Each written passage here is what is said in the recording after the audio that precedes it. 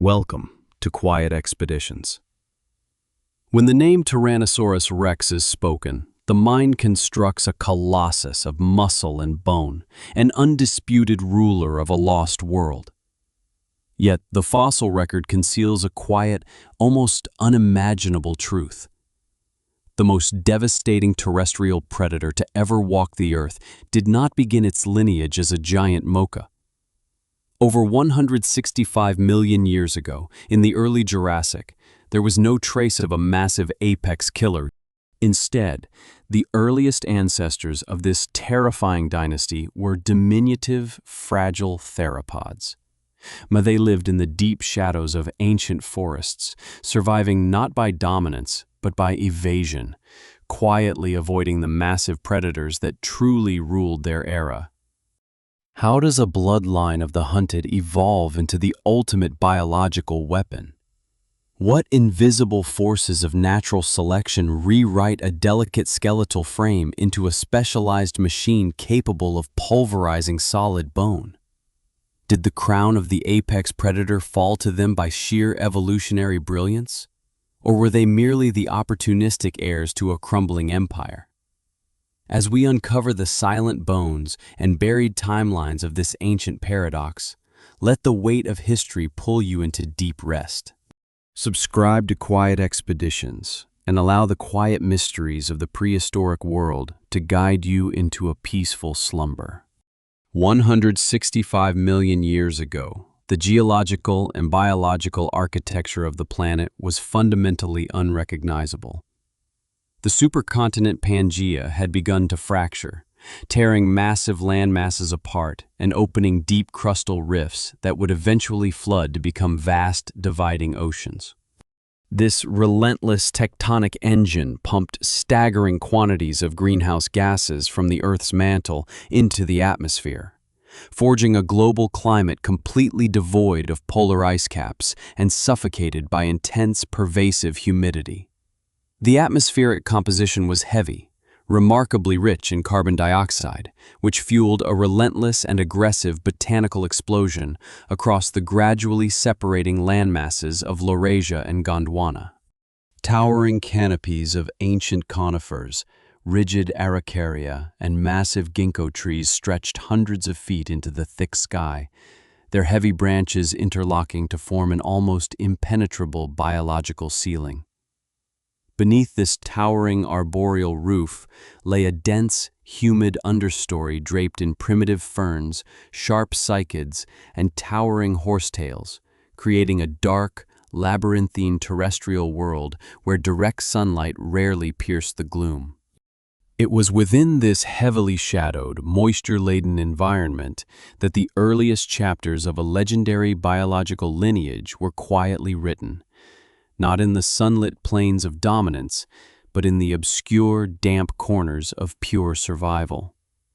If one were to search this early Jurassic landscape for the colossal, bone-crushing tyrant that dominates modern paleontology and popular consciousness, the effort would yield absolutely no trace of a gigantic apex predator. The genetic lineage existed, but it was confined to a vastly different, deeply marginalized ecological reality. The terrestrial food web of the Jurassic and the early Cretaceous periods was fiercely monopolized by entirely different families of predatory giants, establishing a world that belonged unequivocally to other hunters. Across the expansive, fern-covered floodplains and dense woodlands of what would eventually become North America, the Allosauroids stood as the undisputed masters of the environment. These were highly specialized killing machines, equipped with jaws lined with blade-like teeth serrated like steak knives, designed not to crush solid bone, but to inflict massive, rapid blood loss upon their prey. In other shifting regions of the globe, the Megalosauroidae occupied similar apex niches, their heavy skulls and muscular, robust frames perfectly adapted to track and bring down the gigantic, long-necked sauropods that methodically stripped the towering canopies bare. These super predators cast a long, inescapable shadow over the entire Mesozoic ecosystem, establishing a rigid, unforgiving biological hierarchy where sheer size and brute strength equated directly to survival. They dictated the movement patterns of herbivorous herds, controlled the distribution of vital resources, and engineered a pervasive landscape of fear that governed the behavior of every living creature within their territory. For a predatory species to thrive in this hyper-competitive world, it seemingly required immense mass, overpowering physical strength, and a relentless metabolic drive to sustain such bulk. Yet, natural selection is rarely a singular, predictable path. While the giants clashed in the open clearings, heavily investing their genetic capital into ever-increasing size and raw power, an alternative, far more subtle evolutionary strategy was quietly unfolding beneath the thick canopy of ferns. Far removed from the colossal, earth-shaking battles of the apex tier, the ancient ancestors of the Tyrannosaurus lived as small, unassuming theropods, forced to navigate a precarious life of perpetual evasion. They were strictly relegated to the lower echelons of the food chain, existing quietly beneath the ancient forests and constantly avoiding the larger, deadlier predators that patrolled the open landscape. For over 80 million years, a span of geological time nearly completely incomprehensible to human history, this fragmented lineage never needed to maintain gigantic bodies, nor did they possess the physical capability to compete directly with the ruling superpredators of their age. They were marginal figures, ecological ghosts slipping silently through the dense underbrush. Their day-to-day survival depended not on overwhelming physical force, but on near invisibility and rapid flight.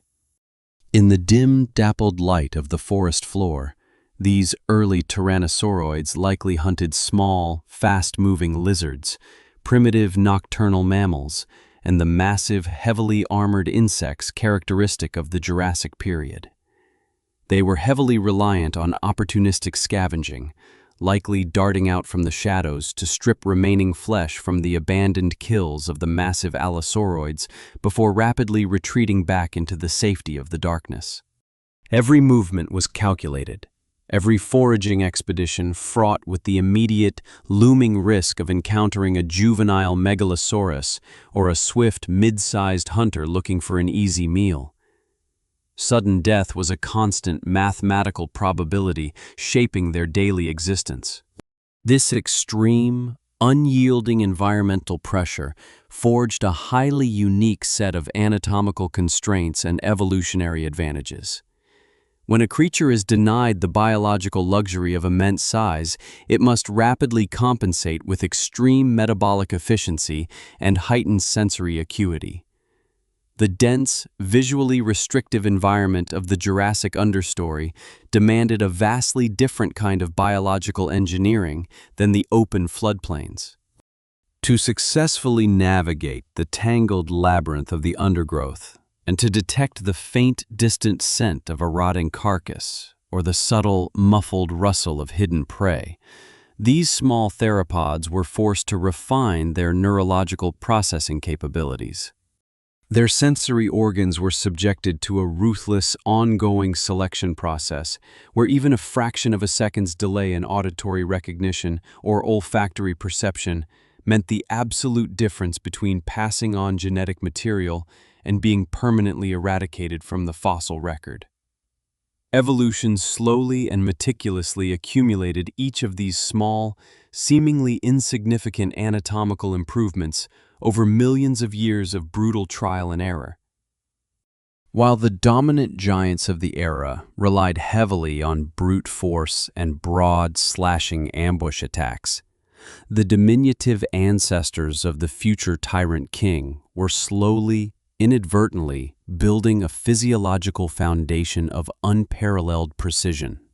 This prolonged period of ecological marginalization presents a profound and fascinating paradox in the study of evolutionary biology. The exalted status of an apex predator, while widely appearing as the absolute pinnacle of evolutionary success, is very often a dangerous ecological trap. The massive Allosauroids and Megalosauroids were heavily hyper-specialized for a highly specific global climate, a very specific type of mega-herbivore prey, and a prolonged period of environmental stability. Their massive bodies required astronomical daily caloric intake, binding their biological fate inextricably to the continued proliferation of the giant sauropods and the vast forests that fed them. They were magnificent, terrifying rulers, but they were also biologically inflexible, highly vulnerable to sudden shifts in the Earth's delicate equilibrium. In stark, dramatic contrast, the enforced smallness of the early Tyrannosauroids acted as an intense evolutionary crucible, carefully preserving their genetic plasticity. By remaining physically small, they retained significantly lower daily caloric requirements, possessed broader, more forgiving dietary ranges, and maintained the vital ability to adapt quickly to shifting microenvironments within the rapidly altering tectonic landscapes. They were not biologically locked into a single, inescapable ecological destiny. The 80 million years spent hiding in the terrifying shadows was not a period of evolutionary stagnation, but rather a rigorous, extended phase of biological research and development. Every successive generation that managed to survive the crushing jaws of a larger predator passed down slightly more refined survival algorithms to their offspring. Better physical balance, sharper directional hearing, and slightly more efficient metabolic conversion rates. The delicate skeletal structure of these early ancestors deeply reflected their frantic, precarious, and highly mobile existence. Their bones were structurally hollow and remarkably light, a critical adaptation common in smaller theropods that fiercely prioritize speed and agility over structural fortification and heavy armor. Their legs were elegantly elongated, biomechanically optimized for rapid, explosive bursts of acceleration required to escape the sudden, crushing ambush of much larger predators. The forelimbs, which would eventually become famously diminished in their colossal descendants, were at this time likely fully functional and relatively proportional, equipped with sharp, curved claws used for grasping small, struggling prey, digging for burrowing mammals, or navigating the steep, treacherous terrain of the shifting continental faults. Their skulls were lightly built and aerodynamic, housing thin, needle-like teeth perfectly suited for rapid snatching and piercing of small fauna, completely lacking the catastrophic, bone-crushing biomechanics that would rigidly define the lineage tens of millions of years later. Every anatomical feature, every muscle fiber, was a biological testament to a life lived constantly on the run, an exhausting, never-ending struggle against a planetary ecosystem ruled unequivocally by biological titans. As the long, humid Jurassic period slowly progressed into the early Cretaceous, the terrestrial environments of the Earth continued to undergo subtle, yet relentless and profound transformations. The violent, ongoing breakup of the Pangaean supercontinent dramatically altered global oceanic currents, which in turn violently shifted deep weather patterns, creating entirely new monsoonal rain cycles and radically changing the distribution and composition of the vast ancient forests. Plant life began its own quiet, highly competitive revolution, with the slow, eventual emergence of flowering angiosperms adding entirely new, complex dynamics to the herbivorous food web and altering the chemistry of the soil. Despite these massive, shifting tectonic plates and altering global climates, the biological hierarchy of the predators remained remarkably stubborn and deeply entrenched. The massive descendants of the Jurassic giants continued to stubbornly hold their ground, evolving into even more terrifyingly massive forms in various isolated regions of the globe. The Tyrannosaur lineage, however, remained strictly confined to their specific secondary roles, patiently continuing their long, perilous vigil in the evolutionary background. There was no grand, preordained biological design, no inevitable evolutionary destiny guaranteeing their eventual rise to absolute planetary power. They were simply surviving, adapting day by day, century by century, geological epoch by epoch, effectively utilizing the very physical obscurity that marginalized them as a critical, impenetrable shield against total extinction. Yet, the slow, imperceptible accumulation of microscopic genetic shifts is a silent, terrifyingly unstoppable force of nature. Beneath the arrogant notice of the ruling class of hyperpredators, the small, quick theropods were unconsciously assembling a biological toolkit of terrifying future potential.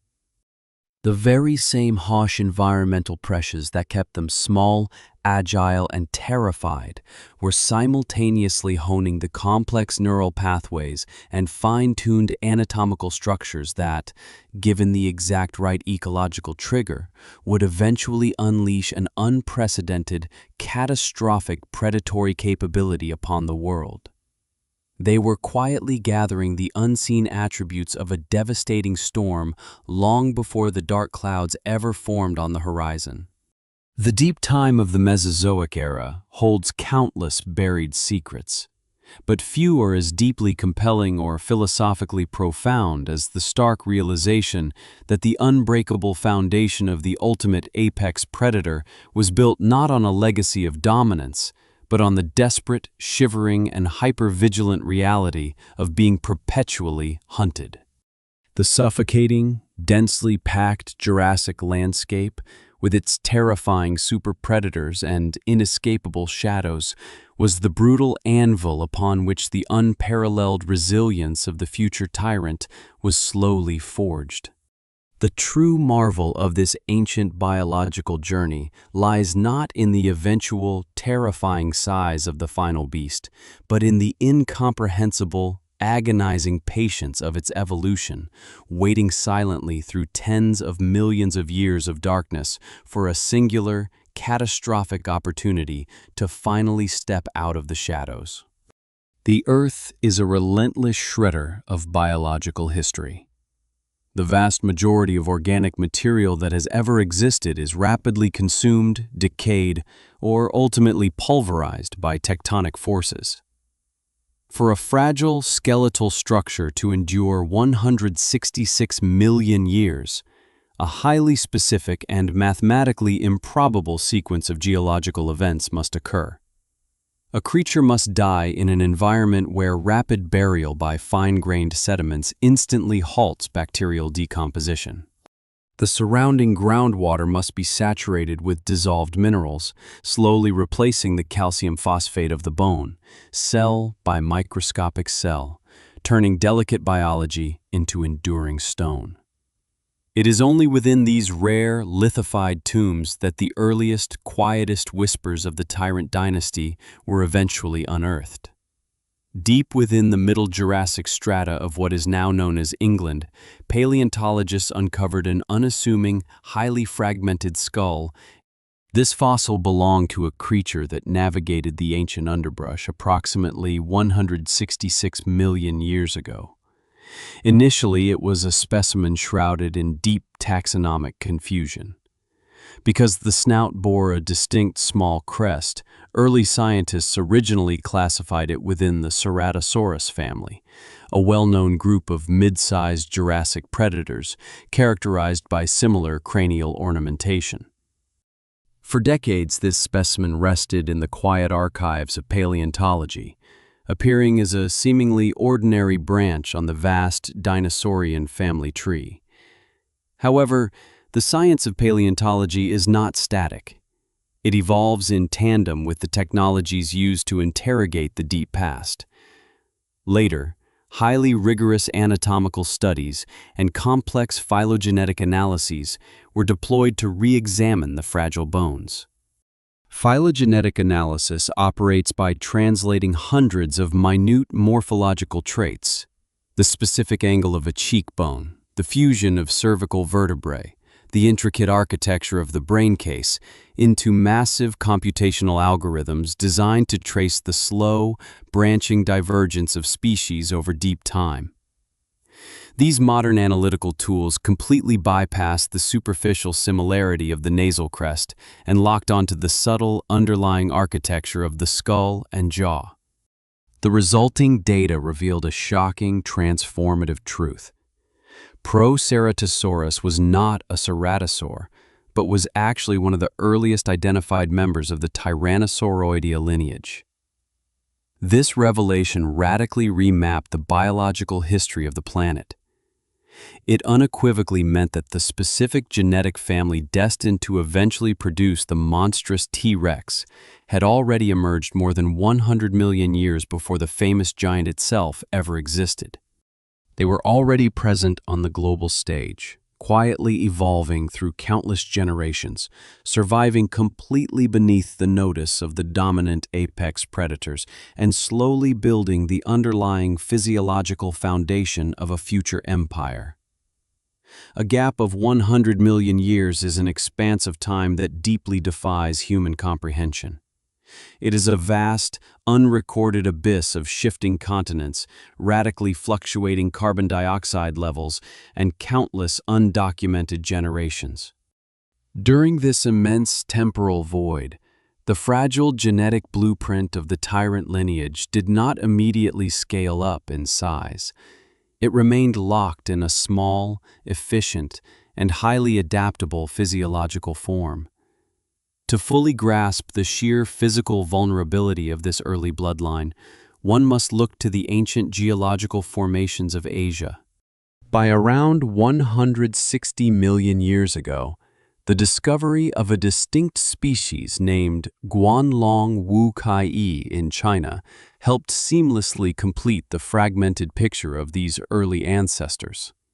The specific preservation of Guanlong in the Zhongar Basin of northwestern China provides a rare, undisturbed window into this treacherous era. The sedimentology of the region indicates a dynamic, often violent environment of ancient river systems and muddy floodplains. Animals trapped in sudden, catastrophic mud pits, a common fate in these unstable geological zones, were rapidly entombed, effectively sealing their skeletons away from scavengers and atmospheric degradation. The fossilized remains of Guanlong recovered from these ancient traps reveal an animal that severely contradicts every modern expectation of a tyrannosaur. It measured only about 10 feet in total length, from the tip of its narrow snout to the end of its long, balancing tail, and weighed roughly 165 pounds. This heavily reduced mass made it dramatically smaller than its famous descendant that would eventually terrify the late Cretaceous period. A terrestrial predator, weighing merely 165 pounds, operates under a strict, unforgiving set of ecological rules. It cannot rely on massive kinetic momentum to overpower its prey. Every predatory strike must be precise, calculated, and executed with lethal efficiency to minimize the severe risk of defensive counterattack. The jaw musculature of Guanlong was not designed to crush solid bone. Its teeth were thin and blade-like, biologically adapted for swiftly seizing small, fleshy prey and rapidly slicing through soft tissue before a larger predator could intercept the kill. Yet, the most striking and philosophically profound anatomical feature of Guanlong was not its fragile, lightweight frame, but the highly elaborate structure resting atop its skull. Guanlong carried a large but relatively delicate crest running along the midline of its head. In the harsh, unforgiving arena of prehistoric predator-on-predator combat, cranial structures must be heavily robust, thickened, and capable of absorbing massive kinetic energy without fracturing. The crest of Guanlong, however, was highly pneumatized, meaning it was hollowed out by complex internal air sacs, rendering it structurally fragile. Biomechanically, it was highly unlikely to have been useful in physical combat. If Guanlong had attempted to use this thin, bony sail as a weapon against a rival or defensively against larger theropods, the bone would have instantly shattered, likely causing fatal systemic trauma to the animal itself. If this prominent biological structure offered absolutely no advantage in the brutal physical mechanics of survival, the question remains as to why natural selection permitted its existence. The answer lies in a secondary, equally powerful force of evolutionary biology.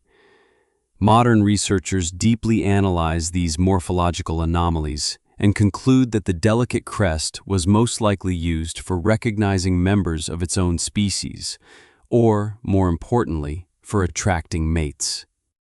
This biological phenomenon closely mirrors the highly visual display structures seen in many modern birds today, such as the elaborate, colorful plumage or intricate casques designed exclusively to signal genetic fitness. This scientific realization introduces a profound layer of behavioral complexity to the evolutionary narrative of the apex predator. It strongly suggests that the slow, meticulous evolution of the T-Rex's ancestors was shaped not only by the brutal, daily struggle for survival and caloric intake in a hostile world, but also heavily driven by the subtle aesthetic forces of sexual selection. Sexual selection often operates in direct, dangerous opposition to natural selection. Natural selection demands camouflage, metabolic efficiency, and stealth, traits absolutely essential for avoiding the predatory gaze of larger hunters in the dense Jurassic forests. Sexual selection, conversely, demands high visibility, physical flamboyance, and biological extravagance. For an animal the size of Guanlong to heavily invest vital calcium, metabolic energy, and structural vulnerability into a large, prominent cranial crest implies a powerful evolutionary trade-off. The biological drive to reproduce, to be chosen by a mate strictly based on the size, symmetry, and visual impact of an ornamental structure, was compelling enough to override the inherent dangers of carrying a highly visible beacon through a prehistoric forest, heavily prowled by apex carnivores. The pneumatic nature of the crest, honeycombed with intricate air cavities, is a critical piece of anatomical evidence linking these early terrestrial predators directly to the respiratory mechanics of modern avian species. These internal air sacs likely extended from the respiratory system, not only lightening the skull but potentially serving as complex resonating chambers for vocalization. This suggests a Jurassic undergrowth filled with the low-frequency calls or deep resonant signaling of these early Tyrannosauroids communicating across the heavily vegetated landscape. The concept that the ancestors of the bone-crushing Tyrant king relied heavily on complex vocal and visual signaling radically alters the traditional perception of prehistoric ecology. It reveals an ancient world driven by intricate social dynamics and subtle behavioral adaptations rather than pure, unthinking savagery. As these small, crested theropods silently moved through the shadowy forests of Laurasia, completely overshadowed by the massive predators of their time, they were unknowingly stockpiling an arsenal of highly refined sensory and neurological traits. The very fragility of their existence forced a hyper-efficient rewiring of their biological systems. They were perfecting the fundamental mechanics of balance, rapid neuromuscular response, and hyper-vigilant environmental awareness. The 100 million years spent in the terrifying shadows of giants was not a period of evolutionary stagnation, but a rigorous, extended crucible of biological refinement. The genetic code was being meticulously debugged and optimized for survival in the harshest, most marginalized ecological niches. When observing the delicate, fractured skull of Proceratosaurus or the ornate, fragile crest of Guanlong, one is looking directly at the ancient, hidden roots of absolute power. The terrifying biomechanical perfection that would eventually characterize the end of the Cretaceous period was quietly, patiently incubated within these small, highly vulnerable frames, proving that the most dominant biological forces in history are often born in complete silence, completely unseen by the rulers of the age. The preservation of biological history is largely an anomaly of geology. The vast majority of organisms that perish are rapidly reabsorbed into the natural ecosystem, their skeletal structures scattered by scavengers and their soft tissues dissolved by microscopic bacterial action. For a delicate anatomical feature to endure for tens of millions of years, the environment of death must be perfectly calibrated for immediate, absolute preservation. The region now known as Liaoning Province in northeastern China provided exactly this rare, catastrophic geological theater. During the early Cretaceous period, this specific area was defined by a series of deep, expansive freshwater lakes, completely surrounded by highly active volcanic mountain ranges. When these ancient volcanoes erupted, they did not merely produce slow-moving rivers of lava. They explosively expelled massive, suffocating clouds of incredibly fine, toxic volcanic ash high into the upper stratosphere.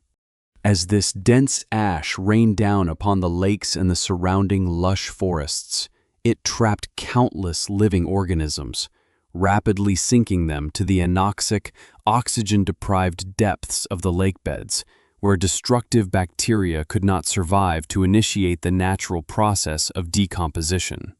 This sudden oxygen-deprived burial compressed the organisms between heavy layers of fine-grained sediment, initiating a slow, meticulous chemical process where delicate organic tissues were gradually replaced by dissolved minerals or perfectly preserved as dark carbonized films. It is strictly within these perfectly sealed, sedimentary time capsules that paleontology experienced a major turning point around 125 million years ago, triggered by the extraordinary discovery of a newly identified species named Delong paradoxus. The scientific nomenclature of this specific creature, translating roughly to the paradoxical emperor dragon, deeply reflects the profound confusion and immense astonishment its fossilized remains brought to the global scientific community. Fossils of this specific species preserved unmistakable physical evidence of primitive feathers. Prior to this monumental revelation, the collective scientific consensus and the broader popular imagination rigidly depicted the entire Tyrannosaur lineage as heavily scaled reptilian monsters, entirely bound by cold-blooded physiology. The shattered rock slabs extracted from Liaoning completely dismantled this long-standing biological paradigm. The delicate, dark halos surrounding the fossilized bones of Delong paradoxus were unequivocally not the overlapping protective scales of a modern lizard, but rather dense, highly concentrated filamentous structures. These ancient biological structures were composed almost entirely of beta-keratin, the exact same highly specialized protein chain that forms the intricate plumage of modern avian species, the scales on a bird's foot, and the sharp claws of mammalian predators. However, careful biomechanical analysis reveals that these were not the highly complex asymmetrical feathers biologically designed for aerodynamic lift and powered atmospheric flight. These primitive feathers did not allow Delong to fly, but rather their structural architecture suggests they most likely helped its small, fragile body retain essential internal heat. This critical scientific deduction forces a massive, fundamental reevaluation of early theropod biology. The evolutionary development of a highly complex external insulating layer strongly implies a major, current shift in internal metabolic processes. Animals that rely entirely on the external ambient environment to regulate their internal body temperature, biologically known as ectotherms, typically possess absolutely no biological requirement for thick insulation. In fact, a dense coat of protofeathers would fatally trap heat completely outside the body, severely preventing them from warming their internal organs under the direct sunlight. Conversely, animals that generate their own internal body heat, known as endotherms, must constantly burn massive amounts of caloric energy to maintain a completely stable core temperature, regardless of external weather conditions. For a completely small endothermic predator, the surrounding atmospheric environment is a constant, highly lethal vacuum slowly pulling away its vital heat. Because Dilong was a relatively small terrestrial creature, it possessed a highly unfavorable surface area to volume ratio, mathematically meaning it lost heat to the surrounding atmosphere at a highly accelerated rate compared to massive, multi-ton herbivores. Therefore, the dense, downy protofeathers thickly blanketing its entire body acted as a critical, life-saving thermal barrier, permanently trapping a thin, insulating layer of warm air directly against the skin and buffering the fragile animal against sudden, lethal temperature drops in the deeply shaded underbrush or during the extremely cold nights of the early Cretaceous period. The sheer biological investment required to permanently grow and maintain this complex integumentary system is immense, strongly suggesting that the internal metabolic engine of these early marginalized predators was running far hotter and significantly faster than scientists had previously theorized. This high-octane, demanding physiology would have theoretically granted them sustained muscular stamina, rapid injury recovery rates, and the critical strategic ability to hunt effectively in much cooler environments or under the cover of complete darkness, conditions where their cold-blooded evolutionary competitors would be heavily sluggish and deeply vulnerable to attack. The discovery demonstrated definitively that at least some early Tyrannosauroids were heavily feathered, explicitly proving that the complex genetic instructions for generating plumage were deeply embedded in the most basal roots of the Tyrant family tree. This physiological reality casts a long, deeply fascinating shadow over the later, completely gigantic descendants of this specific genetic lineage. If the extremely small ancestors strictly required thick feathers for daily thermal insulation, the scientific question naturally arises as to whether the colossal, bone-crushing predators of the late Cretaceous retained this exact same ancestral trait. The complex biomechanics of massive biological gigantism present a completely inverted thermal and physiological challenge. A completely massive creature, physically weighing several tons, continuously generates enormous amounts of internal heat simply through the daily biological friction of digestion and standard muscle movement, a well-documented physiological phenomenon strictly known as gigantothermy.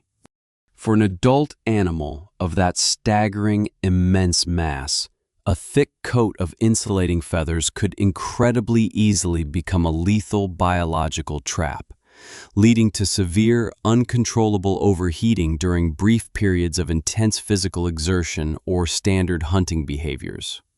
Yet, The deep genetic legacy of D. long paradoxus strongly suggests that, at least during their completely small, highly vulnerable juvenile stages of rapid development, even the ultimate apex predators of the prehistoric world may have been completely covered in a soft, highly insulating layer of down simply to survive the harsh temperature fluctuations of their early, precarious years.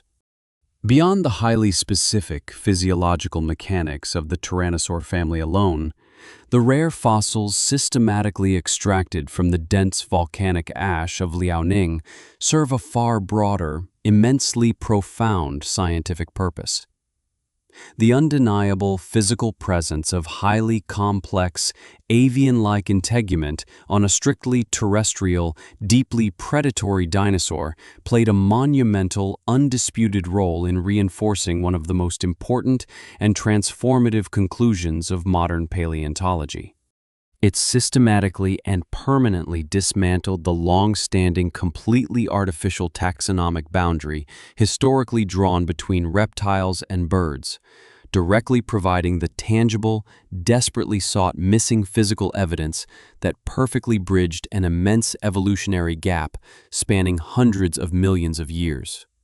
The realization that the birds living today are the surviving, direct descendants of theropod dinosaurs fundamentally rewrites the entire biological history of life on this planet. The grand evolutionary narrative of the dinosaurian empire is fundamentally no longer one of total, tragic extinction, but rather one of spectacular, enduring, and completely unparalleled biological adaptation. The profound biological innovations initially forged in the desperate, deeply shadowy undergrowth of the ancient Mesozoic era, the high-speed metabolic engines, the highly insulating keratin filaments, the highly pneumatized hollow bones, and the rapid, complex neurological processing pathways, were eventually, slowly, repurposed by the blind forces of natural selection for the ultimate evolutionary escape directly into the open sky. When a modern observer examines the delicate carbonized filaments permanently surrounding the shattered fossilized skull of D. long paradoxus, one is not merely looking backward at a dead, completely anomalous creature recovered from a deeply forgotten geological epoch. One is staring directly at the precise mechanical and biological origins of modern avian biology. The ancient, completely terrifying terrestrial predators did not entirely vanish into the deep, unforgiving geological strata at the end of the era. Their immediate biological legacy still sings loudly in the modern forest canopies and effortlessly rides the high-altitude thermal currents directly above our modern cities. The profound, underlying mystery of natural evolution lies entirely in its relentless, unending ability to ruthlessly repurpose and continuously recycle existing biological architecture to solve entirely new ecological problems.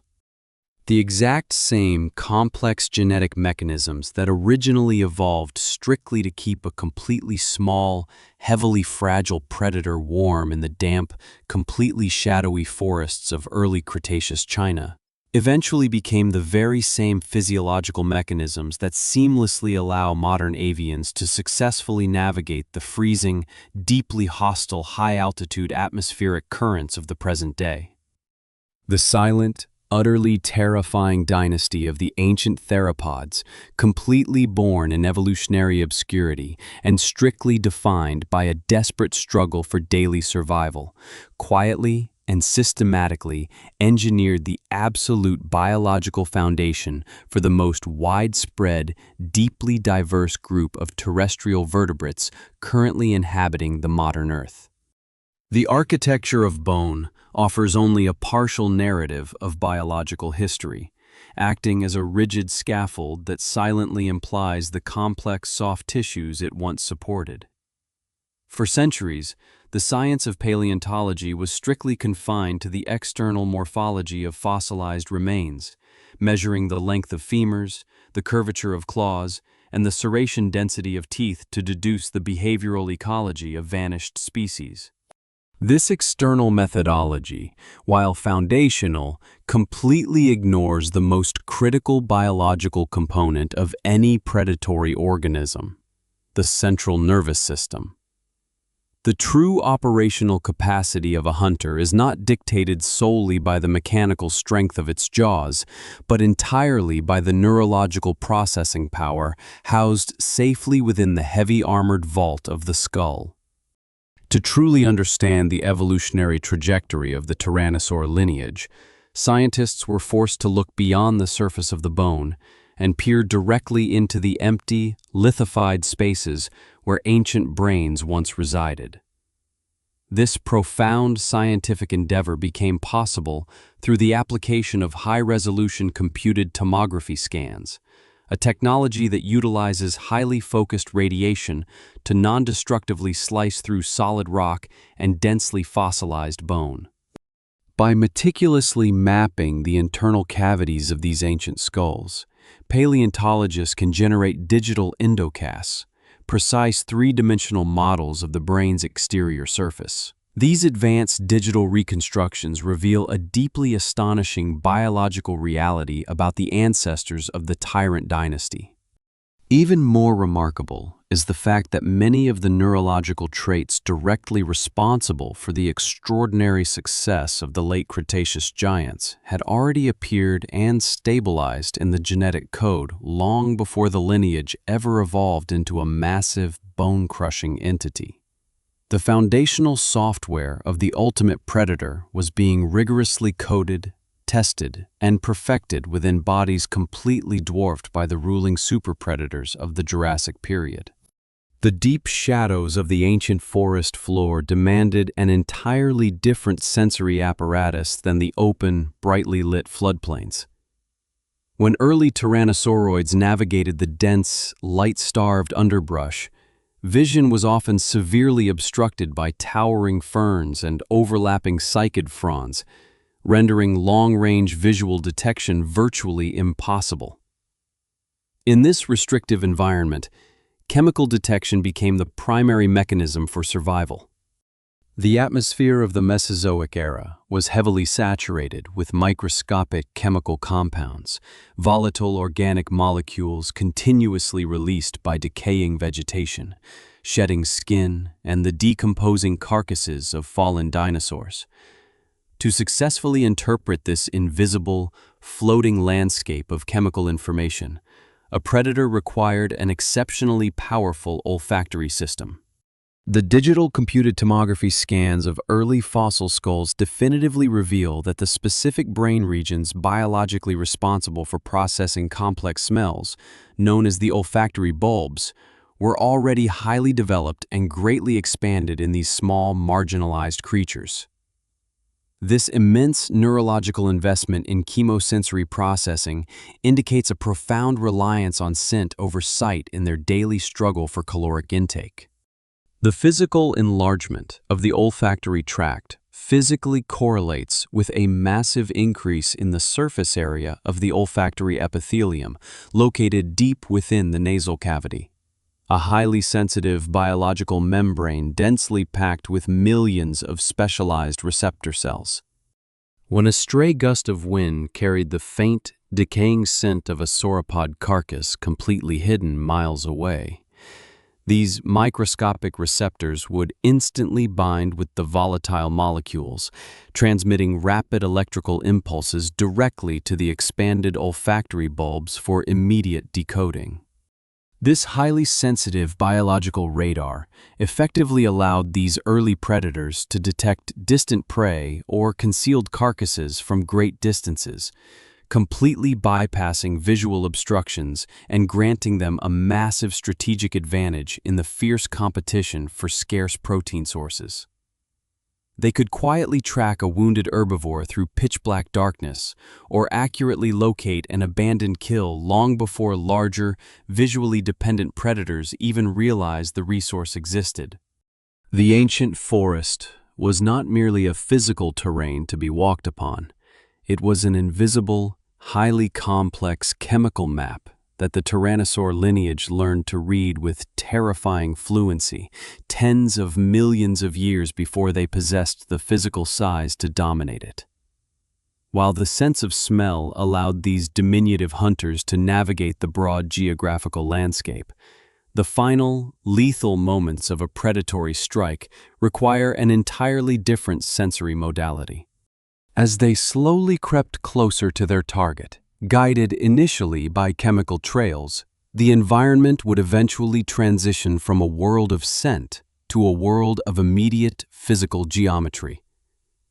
To launch a successful ambush, an organism must possess the biological ability to calculate physical distance with absolute mathematical precision. A miscalculated leap, or a poorly timed jaw snap in a world populated by heavily armored insects, swift early mammals, and defensive herbivores would result in wasted metabolic energy, or worse, a fatal physical injury that would guarantee starvation. To solve this complex geometric problem, the evolutionary forces of natural selection began to slowly alter the fundamental architecture of the Tyrannosauroid skull. Throughout millions of years of generational turnover, their eyes had gradually shifted forward from the sides of their heads. This slow, relentless cranial realignment fundamentally altered the way light interacted with their retinas. In most prey animals, the eyes are positioned laterally, granting a wide, nearly panoramic field of view designed to rapidly detect motion from any direction, a critical defense mechanism against sudden ambush. However, this lateral positioning creates a severe blind spot directly in front of the animal and completely sacrifices depth perception as the two eyes process entirely independent, non-overlapping images. By migrating the orbital sockets forward, the early Tyrannosauroids intentionally sacrificed this wide peripheral safety net in order to achieve a highly sophisticated optical phenomenon known as stereoscopic vision. Stereoscopic vision occurs when the visual fields of both forward-facing eyes heavily overlap, focusing simultaneously on the exact same physical object. Because each eye is separated by a slight physical distance on the skull, they each view the target from a slightly different geometric angle. The highly developed visual cortex, located in the occipital region of the brain, instantly processes these two slightly disparate two-dimensional images, mathematically calculating the minute differences in angular perspective to synthesize a single, highly detailed, three-dimensional rendering of the physical environment. This neurological parallax calculation provides an instantaneous, flawlessly accurate measurement of physical depth. The acquisition of stereoscopic vision enabled them to judge distance with remarkable precision when rapidly closing in on elusive prey, transforming a generalized visual field into a highly targeted biological targeting system. They were no longer merely observing their environment, they were mathematically locking onto targets, calculating the exact kinetic energy required to cross the intervening space and securely clamp their jaws around a vital artery. The biological engineering required to seamlessly integrate a hypersensitive olfactory radar with a stereoscopic targeting system is astronomically complex, requiring extensive rewiring of the central nervous system and radical modifications to the cranial bones. Nature does not engineer such complex biological machinery overnight. Natural evolution blindly accumulated each small, incremental improvement over millions of years, ruthlessly testing every minute variation against the harsh, unforgiving reality of the Mesozoic ecosystem. A genetic mutation that caused the eyes to shift forward by a single millimeter, or a random biological variation that slightly increased the density of olfactory receptors, granted a microscopic survival advantage to the possessor, allowing them to capture slightly more prey and successfully pass those precise genetic codes to the next generation. It was a slow, agonizingly patient process of biological optimization, occurring entirely under the oppressive shadow of the ruling apex predators. The megalosauroids and allosauroids that dominated the landscape relied heavily on their massive physical bulk and terrifying bite force to overpower their environment, completely unaware that the small, fragile scavengers darting around their feet were quietly developing a sensory apparatus of unparalleled sophistication. The eventual, terrifying dominance of the Tyrannosaurus Rex was not fundamentally built upon its massive size, but upon this hidden, ancient foundation of neurological supremacy. When a modern observer contemplates the fearsome reputation of the final Tyrant King, they are often captivated solely by the massive bone-crushing jaws and the towering physical stature. Yet, those physical attributes were merely the final, brutal instruments of a much deeper, more profound evolutionary design. The true genius of the lineage was written entirely in the dark, invisible structures of the brain and the complex geometry of the sensory organs. They were perfectly engineered biological algorithms, silent and highly optimized machines of perception, waiting patiently for the planetary conditions to inevitably change. The realization that these complex sensory systems were meticulously forged in the bodies of small, heavily marginalized creatures challenges the fundamental human understanding of evolutionary success. It suggests that absolute power is not born from immediate physical dominance, but is rather slowly constructed through millions of years of forced adaptation, subtle neurological refinement, and the relentless, unseen accumulation of biological advantages.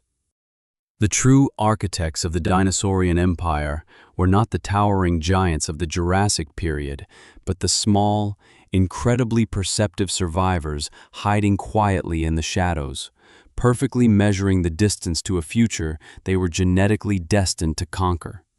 The architecture of planetary dominance is rarely dismantled by a single catastrophic event. Rather, it is slowly eroded by the invisible, relentless mechanics of geological time. Throughout the middle of the Cretaceous period, the Earth was not a static biological theater, but a highly volatile, completely dynamic entity driven by immense subterranean forces.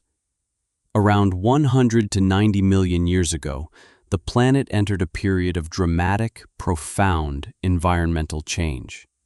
Deep within the Earth's mantle, massive upwellings of superheated magma forced the tectonic plates to grind and fracture at an accelerated rate, triggering global volcanic activity on a scale entirely incomprehensible to modern human history.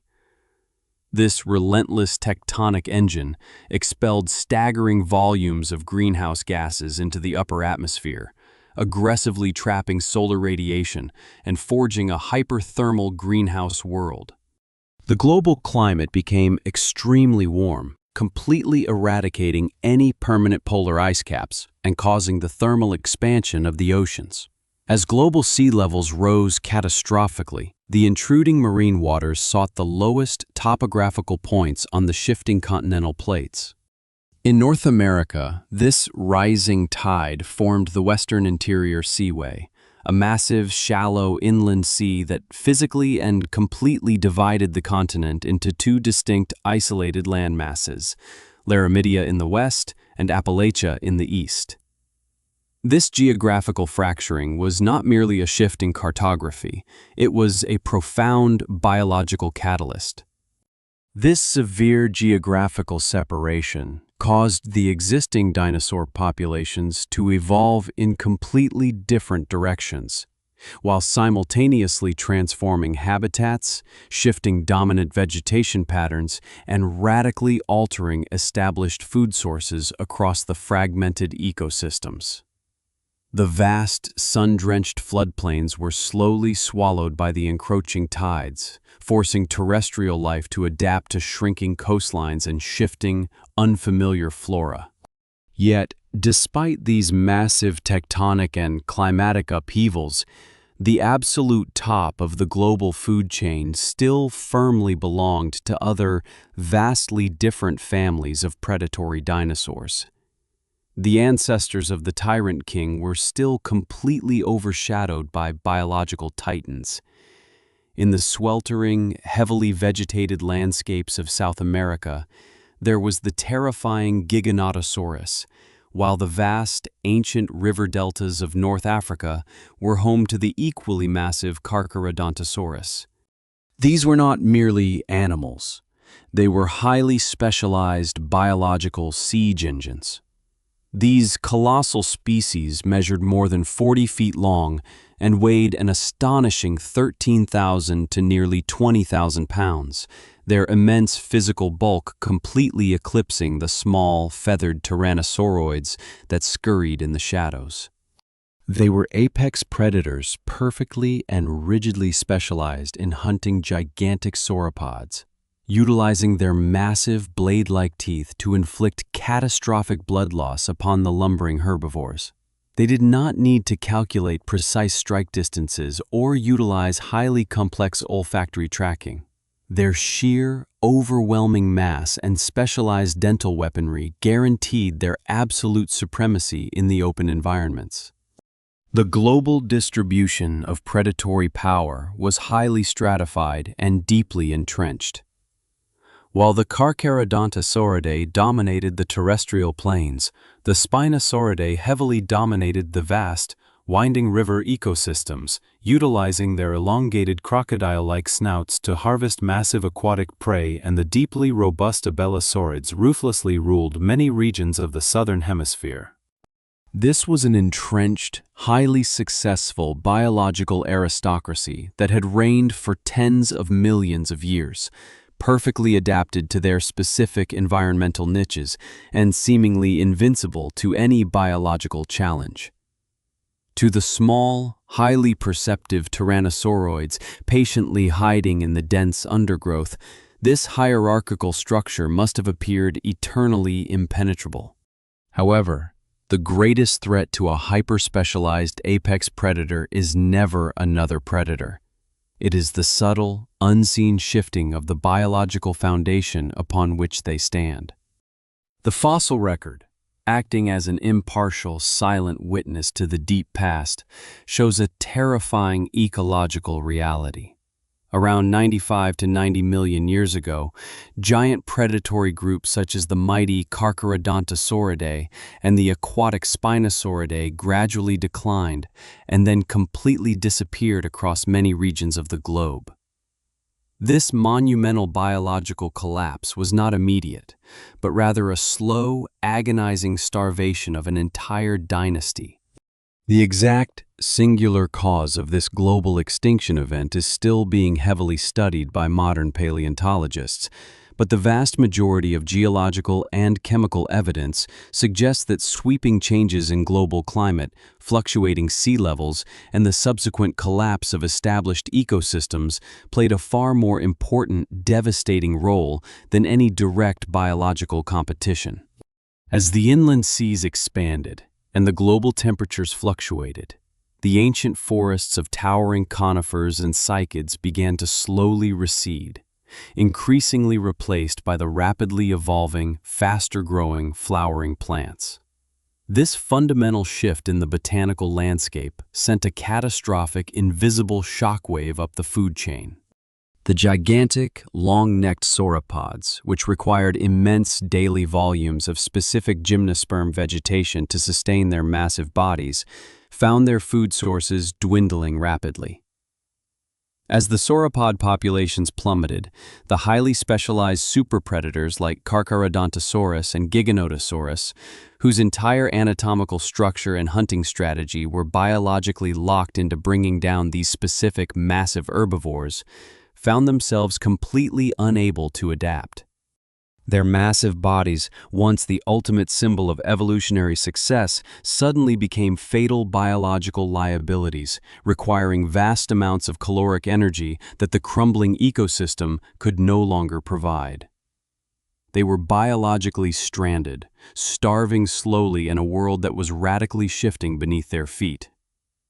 This leads to one of the most profound, deeply philosophical realizations in the entire study of evolutionary history. The ascension of the Tyrant lineage was not born in blood and glorious conquest.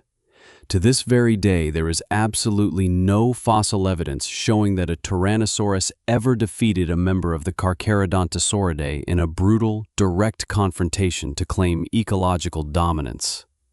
The popular, deeply ingrained mythological image of the T-Rex violently overthrowing the previous rulers of the Earth in a clash of titans is entirely a fiction constructed by human imagination. The reality of nature is far colder, infinitely more patient, and remarkably less theatrical. The Tyrannosauroids did not win the crown. They simply waited in the shadows for the kings to die of starvation. While the specialized giants perished because they could not fundamentally alter their biology to match the shifting flora and the retreating coastlines, the small, highly adaptable and neurologically advanced ancestors of the T-Rex were perfectly positioned to survive the ecological bottleneck. Their smaller bodies required significantly fewer daily calories. Their generalized, highly perceptive sensory organs allowed them to exploit a wider, shifting variety of smaller prey, and their inherent genetic plasticity allowed them to navigate the rapidly fragmenting landscapes of Laramidia and Appalachia. The brutal, unforgiving mechanism of natural selection simply erased the dominant biological architecture of the past, leaving behind a massive, echoing ecological void. The stage was completely cleared. The old gods were dead, and the terrifying, empty silence of the mid-Cretaceous period patiently awaited a new kind of ruler. One meticulously forged not by brute strength, but by tens of millions of years of desperate, calculated survival. Nature possesses a profound, terrifying intolerance for an ecological vacuum. When the colossal apex predators of the mid-Cretaceous period slowly perished from climatic starvation, they left behind a massive, silent void at the very top of the terrestrial food web. In the strict laws of ecology, an apex niche is not simply a physical territory to be claimed. It is a highly volatile vortex of biomass and energy transfer that mathematically demands a biological regulator. Without the heavily specialized Carcharodontosaurids and Spinosaurids ruthlessly hunting the massive herbivore populations, the intricate balance of the global ecosystem was fundamentally destabilized. It was precisely into this echoing, empty space that the ancient, deeply marginalized lineage of the Tyrant finally stepped out from the dense shadows of the undergrowth. After more than 80 million years of forced evolution as second-tier predators, constantly evading the crushing jaws of the ruling class, they had inadvertently accumulated a lethal suite of biological advantages. They possessed an extremely sensitive sense of smell, highly developed stereoscopic vision, increasingly powerful skulls, and rapid growth rates, all meticulously forged in the brutal crucible of endless evasion. As the terrifying pressure of top-down predation was finally lifted from their shoulders, the deeply ingrained biological software of the Tyrannosauroids was suddenly unleashed upon an unsuspecting world. When their ancient rivals disappeared, those highly refined, specialized sensory advantages quickly allowed them to occupy the newly vacant ecological niches across the fragmented continents. The biological ceiling had been shattered, and the relentless, blind mechanics of natural selection immediately began to heavily favor increased physical mass and predatory aggression. The evolutionary transition from a small feathered scavenger to a massive bone-crushing apex predator did not occur overnight, nor was it a sudden, dramatic genetic mutation. It was a slow, incredibly violent biological arms race documented flawlessly by the deep fossil record. Deep within the sedimentary layers of North America and Asia, paleontologists have painstakingly unearthed a highly specific sequence of transitional fossils, species such as Susqueterranus, Lithranax, Daspletosaurus, and Tarbosaurus, which perfectly chronicle this dark evolutionary ascent. Each of these species represents a distinct frozen frame in a multi-million-year biological film, showing that the Tyrannosaur lineage gradually increased in overall size, absolute bite force, and complex hunting ability over countless generations. Susqueterranus, roaming the ancient landscapes roughly 92 million years ago, remained relatively small and highly cursorial. Yet its skeletal architecture already displayed a notable stiffening of the cranial vault and the structural reinforcement of the metatarsals, clear biomechanical indicators of an animal beginning to tackle significantly larger, more dangerous prey. As geological time marched relentlessly forward, the biological architecture shifted dramatically. By the time Lithranax, aptly named the King of Gore, stalked the southern regions of Laramidia, approximately 80 million years ago, the biological blueprint of the Tyrant had fundamentally altered. The back of the skull in Lithranax had significantly widened, a profound anatomical modification that not only perfected their overlapping stereoscopic vision, but also simultaneously provided massive, expansive bone surfaces for the secure attachment of heavily enlarged jaw muscles. They were biologically trading the lightweight agility of their ancient Jurassic ancestors for pure, devastating kinetic power. As the lineage progressed through Daspletosaurus in North America and its deeply terrifying Asian counterpart, Tarbosaurus, the physical mass of the animals exploded, their thin, blade-like teeth slowly widening into thick, lethal biological spikes designed not to slice flesh, but to structurally compromise solid bone. Every tiny, microscopic environmental change over these vast stretches of time gave individual theropods with slightly sharper senses, marginally stronger skulls, or more effective cooperative hunting abilities a mathematically greater chance of surviving the harsh seasons and reproducing. Natural selection rigorously audited every generation, ruthlessly discarding the weak and heavily investing genetic capital into the absolute maximization of predatory efficiency. By around 68 to 66 million years ago, that grueling multi-million-year process of biological refinement finally reached its terrifying peak with the emergence of Tyrannosaurus Rex, the absolute largest and most highly specialized tyrannosaur ever to exist on the face of the planet.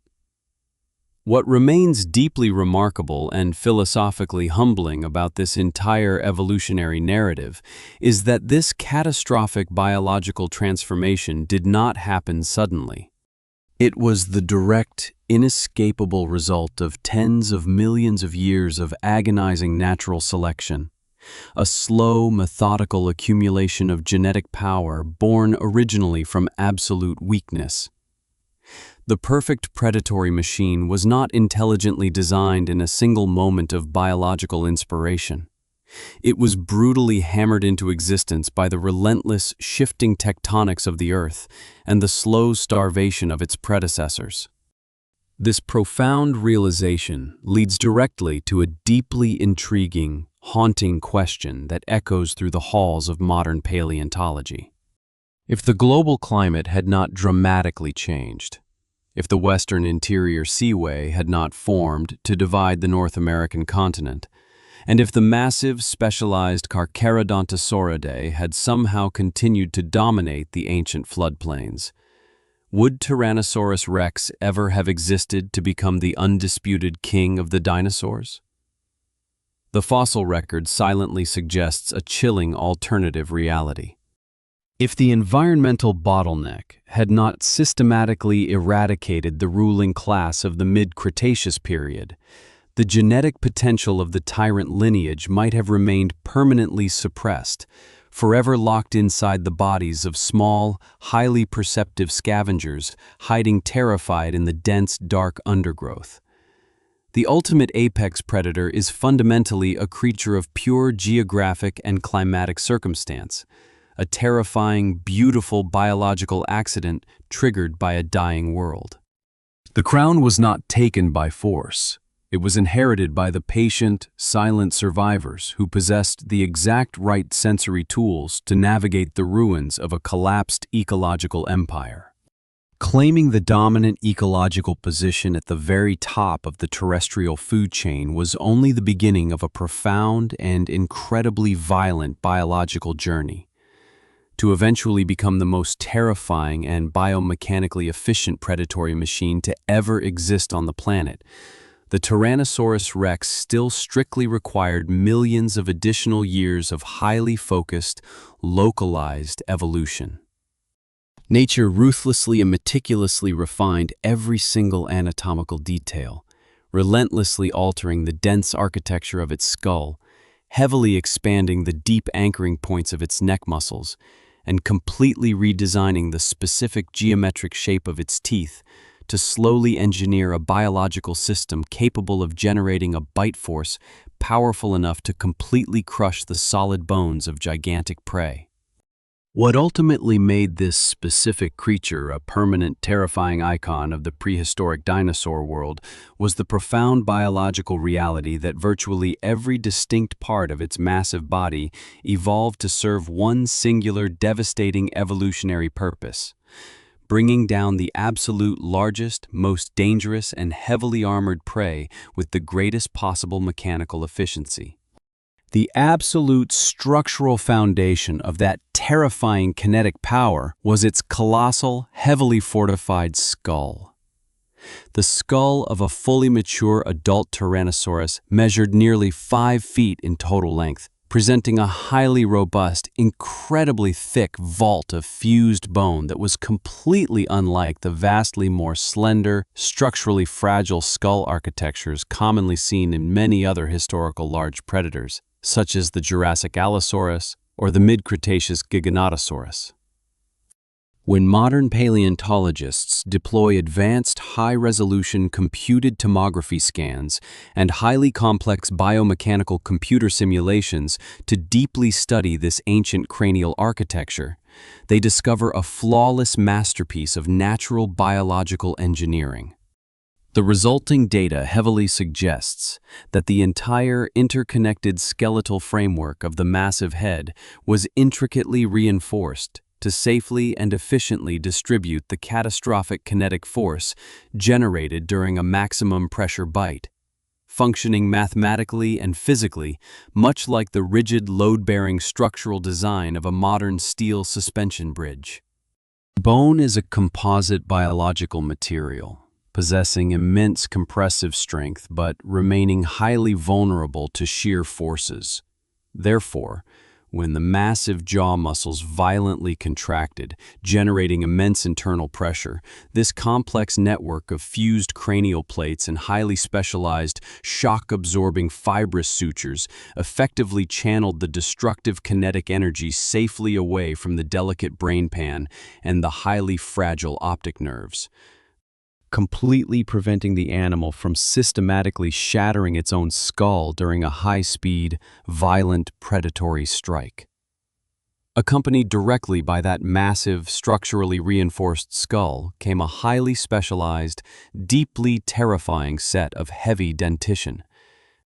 Throughout the previous tens of millions of years of dinosaur evolution, apex predators predominantly utilized thin, highly serrated dentition that functioned exactly like sharp knives, perfectly biologically adapted for swiftly slicing through soft, unprotected muscle tissue and quickly severing major arteries to induce rapid blood loss. The teeth of the final Tyrant King, however, completely abandoned this delicate, flesh-tearing anatomical design. Instead of being thin and sharp like biological blades, the teeth of the Tyrannosaurus were immensely thick, incredibly strong, and nearly completely circular in their structural cross-section. The absolute largest of these biological spikes recovered from the fossil record measured almost 12 inches long, a staggering measurement that securely includes the massive, deeply anchored root system that permanently locked the tooth deeply into the dense matrix of the jawbone. This specific, highly robust geometric design, closely resembling a heavily serrated, curved cylinder, made the teeth significantly less likely to catastrophically bend, fracture, or break entirely when the animal was biting directly into the solid, highly mineralized bone of a struggling multi-ton victim. To fully operate, quickly maneuver, and accurately control a massive, heavily armored head, physically weighing many hundreds of pounds, the cervical anatomy of the Tyrannosaurus also slowly became extraordinarily powerful. Paleontologists meticulously examining the deep, heavily scarred muscle attachment points, known as rugosities, permanently etched onto the massive cervical vertebrae, have definitively determined that the animal did not merely use its jaws to deliver a static, clamping bite. Instead, it actively deployed its entire heavily muscled neck to violently pull, aggressively twist, and physically tear apart the massive, heavy bodies of its prey. This aggressive, full-body kinetic engagement transformed a simple predatory bite into a catastrophic structural dismantling of the biological target, utilizing the massive weight of its own body as leverage to rip entirely through joints and shatter heavy limbs. According to rigorous modern biomechanical studies and advanced digital modeling of the jaw musculature, the absolute bite force of an adult Tyrannosaurus Rex reached approximately 8,000 to 13,000 pounds of localized force, a staggering metric mathematically equivalent to 35,000 to 57,000 newtons. This immense localized biological pressure currently stands unequivocally as the absolute highest level of bite force ever mathematically estimated for any terrestrial animal in the recorded geological history of the planet. The physical, irrefutable evidence of this incomprehensible destructive capability is not merely theoretical, it is permanently and violently recorded directly within the fossil record. On numerous fossilized skeletal remains of heavily armored prey animals, specifically large specimens of the horned Triceratops and the massive duck-billed Edmontosaurus, researchers have routinely discovered deep, highly destructive tooth marks that completely penetrated straight through the incredibly thick outer cortical bone and deeply into the spongy marrow cavities located below. These severe, unhealed biological wounds definitively prove that the Tyrannosaurus was fully capable of completely damaging the fundamental skeletal framework of its victims, rather than simply stripping away the superficial layers of soft flesh like all previous generations of terrestrial predators. This terrifying capacity for total physical destruction and resource extraction is further corroborated by direct chemical and physical evidence left behind by the digestive system of the animal itself. Detailed microscopic evidence successfully recovered from prehistoric coprolites, which are perfectly fossilized masses of dinosaur feces, reveals a dark, highly efficient biological reality completely unique to the Tyrant lineage. These ancient organic remnants are heavily filled with massive quantities of completely crushed, pulverized bone fragments. This tangible biological evidence undeniably shows that the Tyrannosaurus did not simply consume the soft flesh of a fresh carcass, but actively and intentionally utilized its massive bridge-like jaws to intentionally pulverize solid bones in order to aggressively extract the highly nutritious, fat-rich bone marrow and vital life-sustaining minerals permanently locked deep inside the skeletal vault. The biological ability to completely consume, swallow, and chemically digest shards of solid bone strongly implies the existence of an incredibly specialized, highly acidic gastrointestinal system, one inherently capable of rapidly dissolving dense calcium phosphate complexes before the jagged edges could structurally damage the delicate internal lining of the stomach and intestines. By fully exploiting the dense caloric payload hidden safely within the marrow cavity, a biological resource completely inaccessible to almost every other contemporary predator in the ecosystem, the Tyrannosaurus achieved a level of metabolic and caloric efficiency entirely unavailable to hunters that merely stripped the meat and eventually abandoned the heavy skeleton. This total, uncompromising biological utilization of the prey allowed the massive tyrant to extract absolute maximum energy from every single successful kill or discovered carcass, flawlessly sustaining its highly demanding endothermic metabolism in a completely ruthless, highly competitive ecological landscape.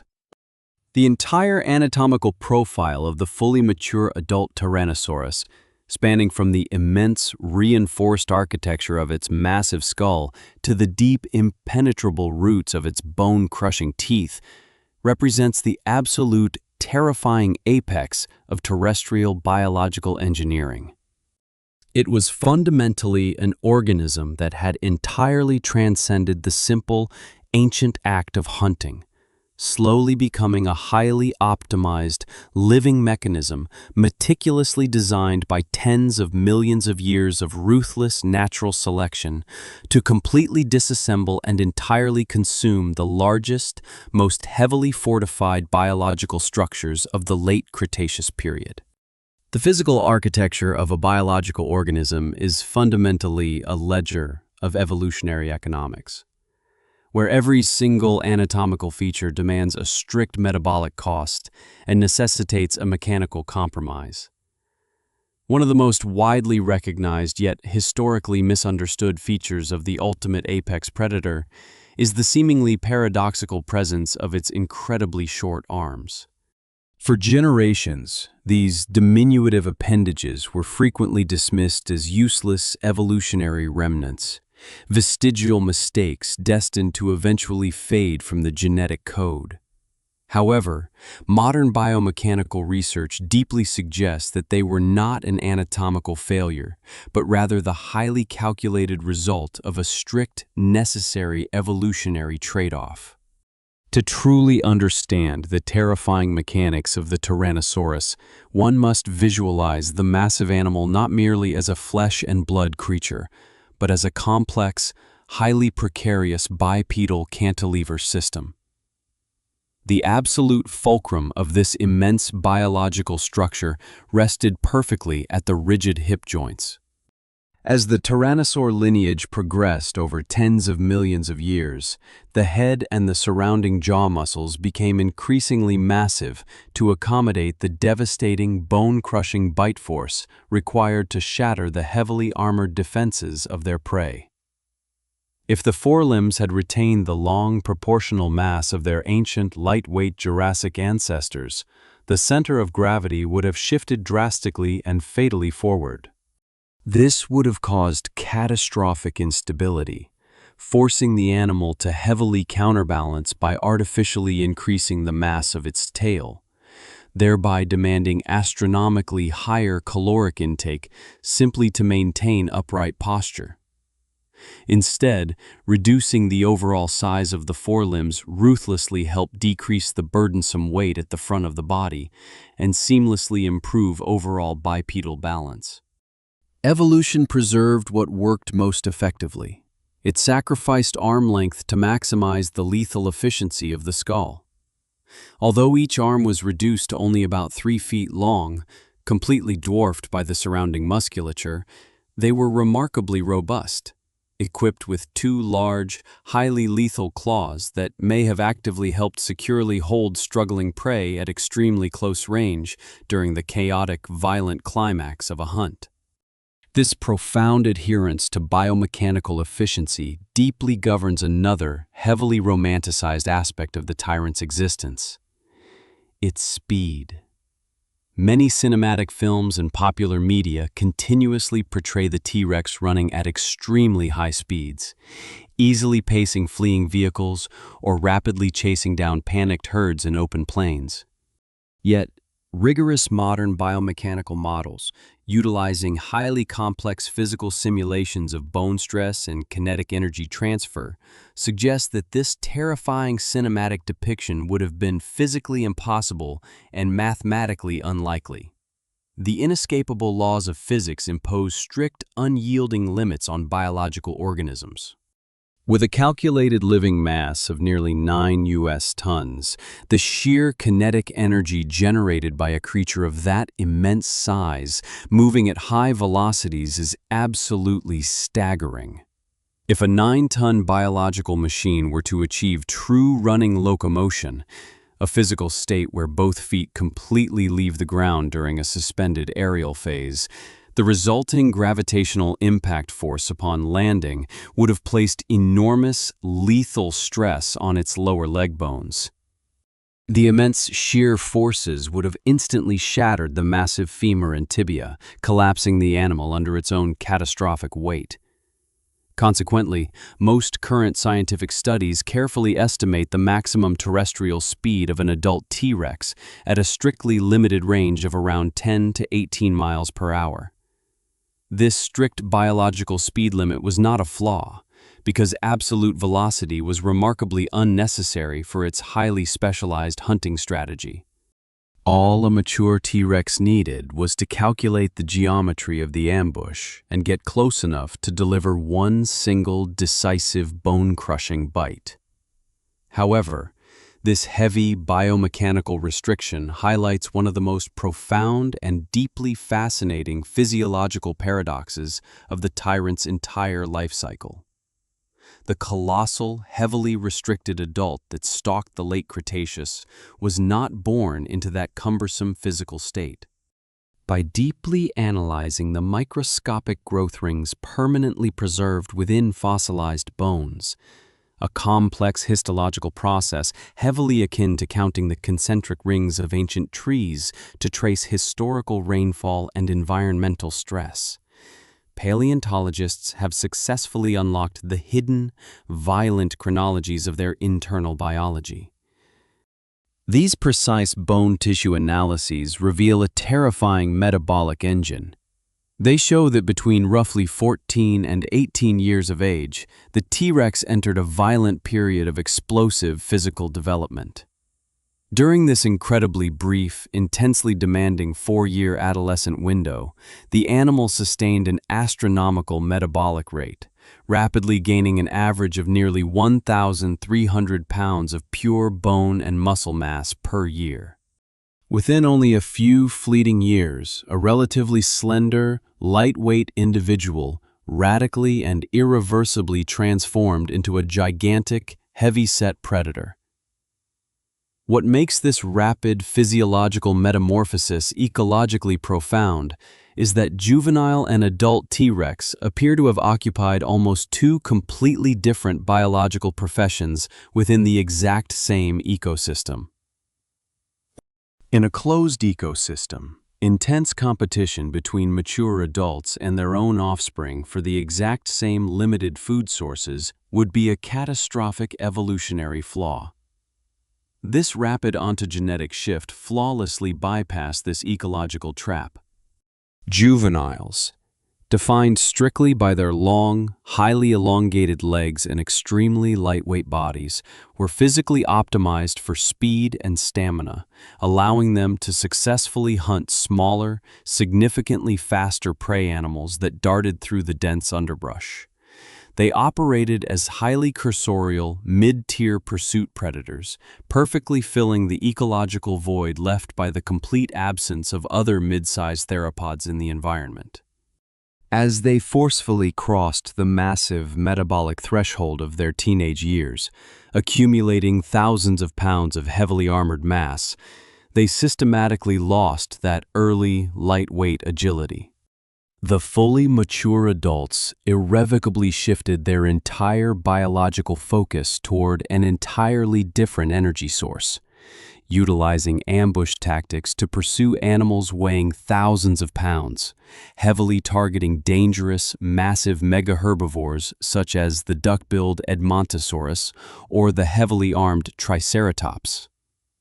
The entire biological design of the species was an intricate masterpiece of shifting, temporary adaptations that maximize survival at every single stage of life. A massive, heavily reinforced skull made it physically possible to generate tremendous bite force, while that extreme, localized force strictly required thick, circular teeth that would not catastrophically break upon violent impact with solid bone. A heavy, biologically expensive head mechanically demanded a highly robust, heavily muscled neck and severely shortened forelimbs to maintain the delicate bipedal balance of a 9-ton seesaw. Precise, overlapping stereoscopic vision and a hyper-acute sense of smell flawlessly helped guide the massive jaws toward the absolute most vulnerable point on the prey's anatomy. The animal was fundamentally not a single, static entity. It was a highly dynamic, constantly shifting biological algorithm that completely rewrote its own ecological role as it rapidly gained mass, proving definitively that the ultimate key to absolute planetary dominance was the profound physiological plasticity to master entirely different survival strategies within the span of a single, highly violent lifetime. The Hell Creek ecosystem, around 66 million years ago, was a highly complex, heavily saturated biological theater, teeming with massive herds of heavily armored prey. Herds of Edmontosaurus, Triceratops, and Ankylosaurus were among the absolute main, highly sought-after food sources for the apex tyrant, but these were inherently extremely dangerous targets. A desperate high-speed charge from a fully mature Triceratops wielding massive keratinous horns, or a mathematically precise kinetic blow from the heavily armored, bone-crushing club tail of a defensive Ankylosaurus could instantly inflict catastrophic, permanently crippling physical injuries on absolutely any terrestrial predator. And because of this immense, ever-present biological danger, the massive predator imposed a deeply profound psychological architecture upon the entire region. Ecology recognizes a highly complex, invisible dynamic known as the landscape of fear, a biological phenomenon in which the mere, silent presence of an apex predator is fully sufficient to completely reshape the daily behavior and physical movement of an entire ecosystem. Massive herds of herbivorous dinosaurs were systematically forced by pure evolutionary pressure to remain constantly, nervously vigilant, radically altering their traditional, ancient migration routes and tightly gathering in dense protective groups to mathematically reduce the statistical risk of a sudden, catastrophic attack. Concurrently, the smaller, heavily subordinate scavengers and secondary theropods were strictly forced to wait patiently in the shadowy periphery, completely unable to feed until the massive, unpredictable T-Rex had fully consumed its fill and moved on from a fresh carcass. Through this immense, invisible psychological pressure, Tyrannosaurus Rex was fundamentally not merely the final, violent link at the absolute top of the food chain. It was indisputably one of the foundational keystone species that actively and permanently shaped the entire ecological architecture of North America during the late Cretaceous. Yet the exact specific mechanical nature of how this biological machine interacted with its environment was heavily debated for decades. One of the absolute greatest, most deeply divisive controversies within the paleontological community centered on a highly fundamental question regarding its daily survival. Was the T-Rex an active, highly lethal hunter that violently pursued living prey? Or was it merely a massive, highly specialized scavenger? In the early 1990s, prominent paleontology theories proposed that with its enormous, heavily restrictive body mass, highly diminutive short arms, and relatively modest running speed. The animal simply might not have been the fearsome, active hunter it had long been widely portrayed to be. This highly logical hypothesis heavily argued that its extraordinarily sensitive, highly developed sense of smell flawlessly allowed it to detect rotting, decaying carcasses from vast, incredible distances. Once a carcass was chemically located, the animal could simply deploy its overwhelming, massive physical size to easily intimidate and drive away smaller, weaker predators, effortlessly claiming the meal for itself without exerting the massive metabolic energy required for a violent chase. However, as geological excavations expanded, later, highly detailed fossil discoveries gradually and systematically revealed a vastly much more complex, deeply nuanced biological picture of its ecological role.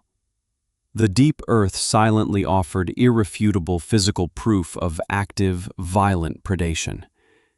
Paleontologists eventually discovered several specific Edmontosaurus and Triceratops fossils that bear unmistakable deep Tyrannosaurus tooth marks directly on their heavily fossilized bones. Crucially, histological analysis of these specific skeletal lesions revealed that they had already heavily healed over with dense, new reactive bone growth, definitively demonstrating that these massive prey animals successfully survived the violent catastrophic attacks long enough for their severe skeletal injuries to physically recover. This undeniable osteological evidence heavily suggests that in at least many documented cases, the T-Rex actively hunted living, violently struggling prey rather than feeding exclusively on long-dead carrion. Conversely, the physical, microscopic analysis of ancient coprolites heavily filled with massive quantities of totally crushed, pulverized bone fragments strongly indicates that the animal also efficiently and completely consumed nearly every single part of a discovered carcass, thoroughly extracting vital marrow, a biological trait commonly seen in highly adaptable animals extremely willing to aggressively exploit absolutely every available food source without prejudice. For an incredibly massive, multi-ton animal operating with such an enormous, metabolically demanding body, feeding directly on an abandoned carcass saved a massive deal of vital caloric energy and severely reduced the extremely high risk of fatal injury associated with active hunting. For this highly logical, energetic reason, most modern paleontologists today completely reject viewing these two distinct biological hypotheses as strictly mutually exclusive.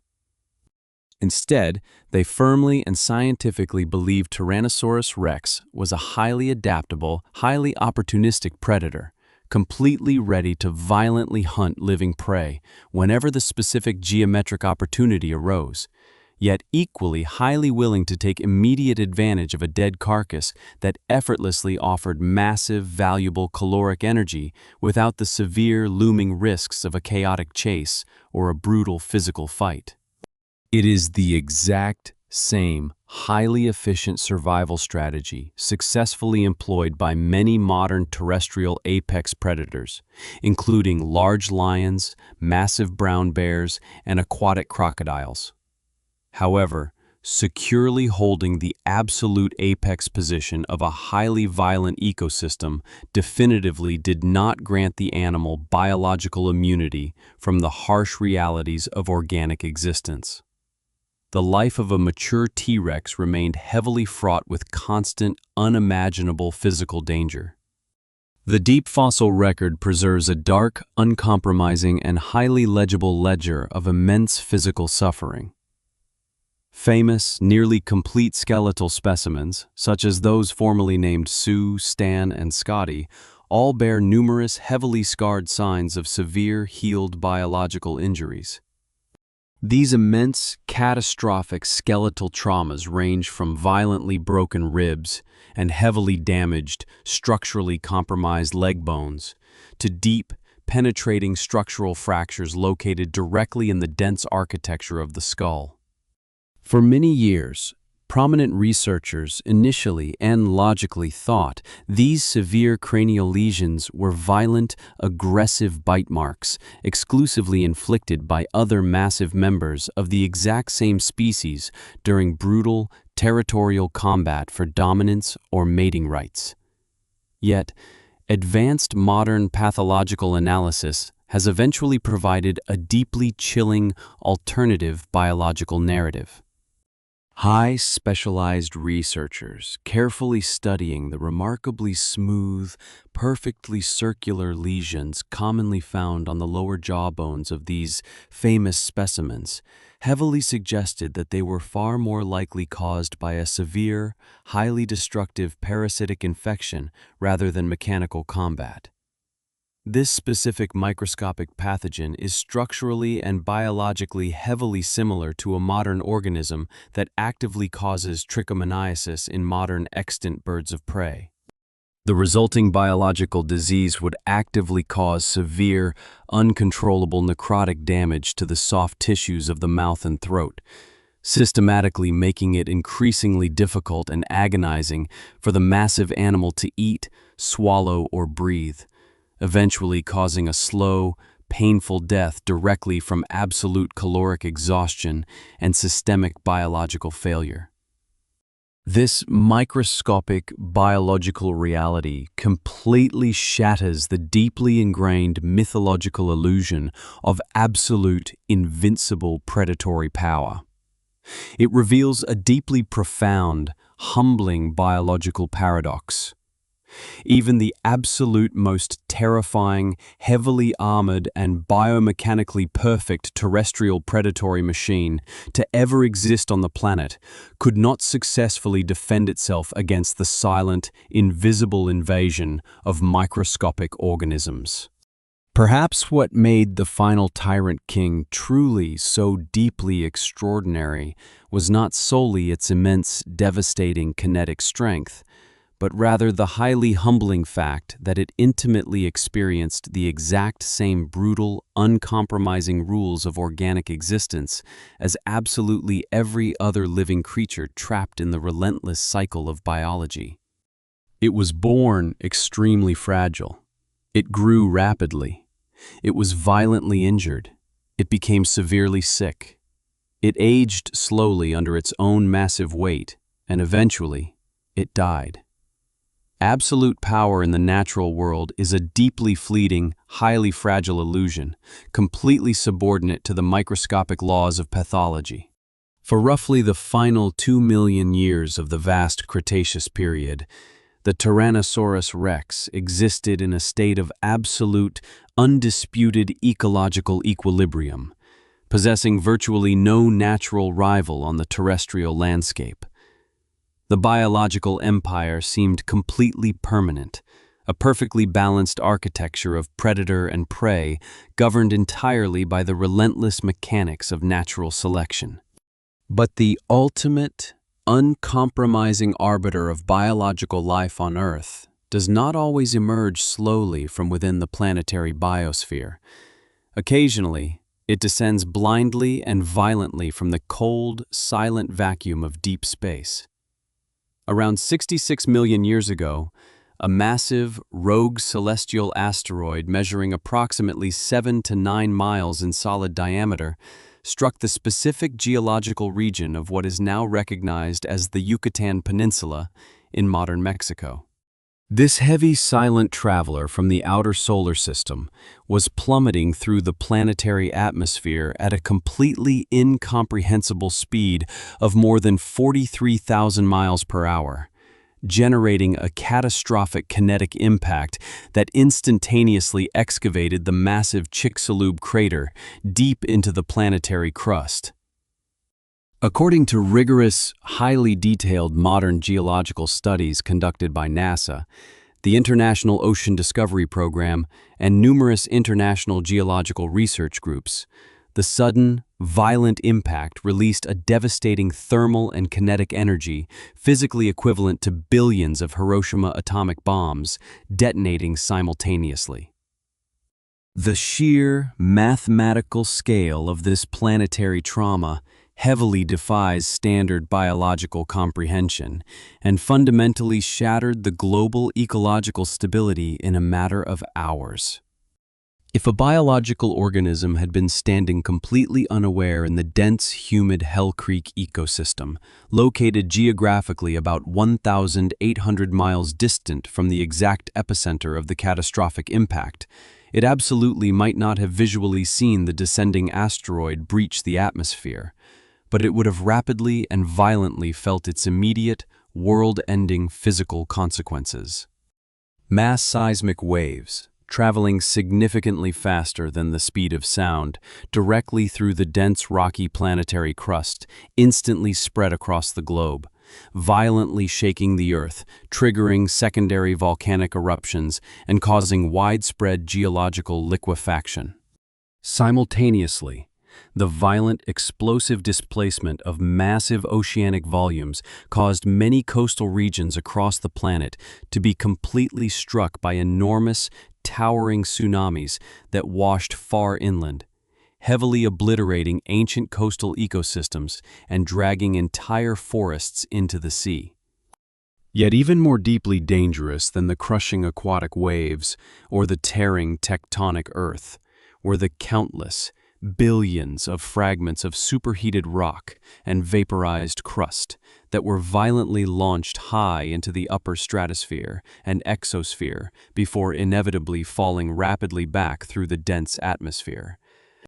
As these massive volumes of geological shrapnel heavily encountered intense atmospheric friction upon atmospheric re-entry, they aggressively generated an immense, inescapable amount of radiant thermal heat, causing the entire global sky to glow intensely with the terrifying ambient temperature of a broiler oven, instantly igniting widespread, catastrophic wildfires across the ancient drying forests.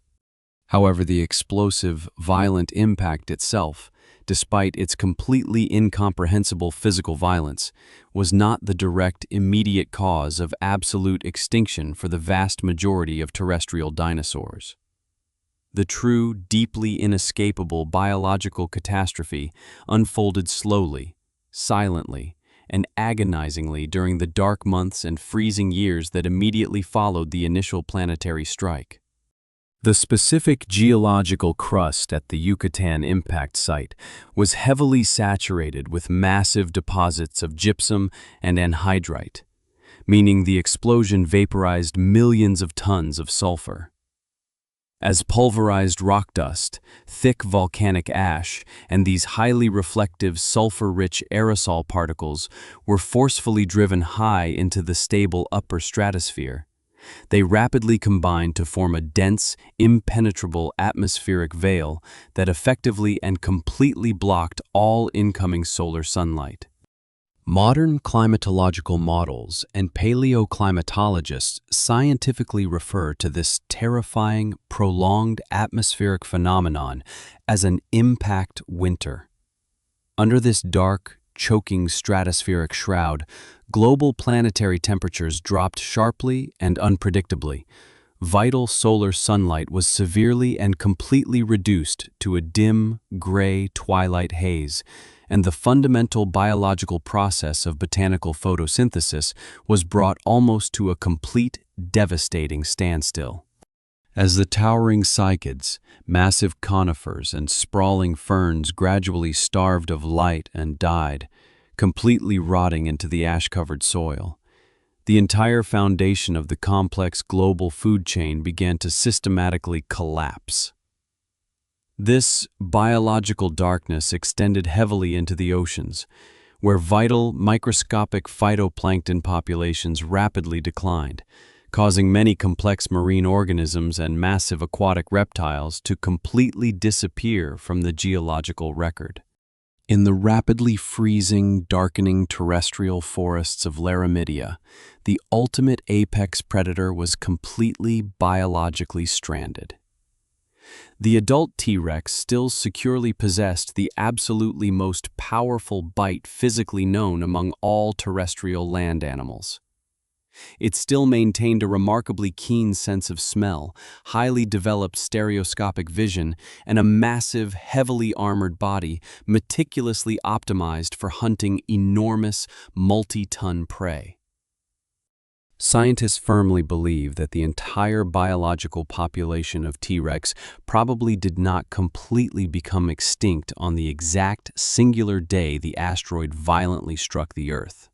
Some highly resilient, isolated individuals may have successfully survived for several more dark months, or perhaps even a few desperate years in highly specific, sheltered geographical regions, where decaying food sources or frozen carcasses temporarily remained available for scavenging. However, overwhelming geological and paleontological evidence undeniably indicates that their ultimate, permanent disappearance was strictly caused by the prolonged, agonizing collapse of the entire supporting ecosystem, rather than only by the initial, explosive kinetic impact. Their massive physical size, which was once the absolute, ultimate symbol of evolutionary victory and ecological dominance, instantly became a fatal, inescapable biological trap.